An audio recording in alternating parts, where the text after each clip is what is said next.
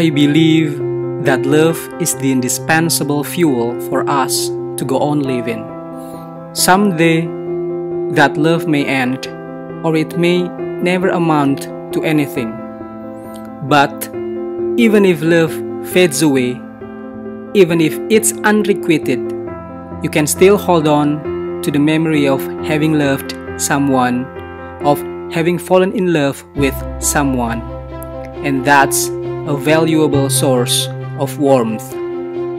Without that heat source, a person's heart, and the monkey's heart too, would turn into a bitterly cold, barren wasteland, a place where not a ray of sunlight falls, where the wild flowers of peace, the trees of hope, have no chance to grow.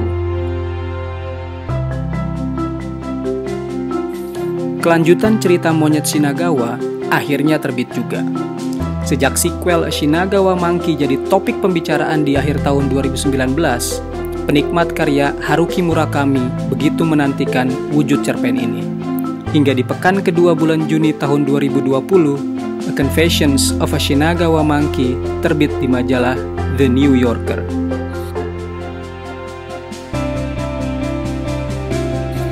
Cerpen ini mengisahkan nasib monyet Shinagawa setelah dilepaskan oleh pihak berwajib karena kedapatan mencuri nama perempuan. Ya, di cerpen pertamanya, si monyet mencuri nama seorang karyawati karena merasa kasihan dengan masa lalunya. Dengan jalan mencuri dan menyimpan name tag karyawati itu, si monyet yang bisa bahasa manusia ini mampu menghapus memori kelam pemilik name tag, sekaligus membuat karyawati itu lupa akan namanya sendiri. Di cerpen kedua ini, si monyet yang sudah berusia lanjut dipertemukan dengan seorang penulis artikel perjalanan yang sedang tinggal di sebuah penginapan tua. Pertemuan itu berlanjut menjadi obrolan seru dan curhat antara penulis dan si monyet. Dari berbagai cerita itu, kita jadi tahu betapa sepi dan sendiri hidup si monyet ini.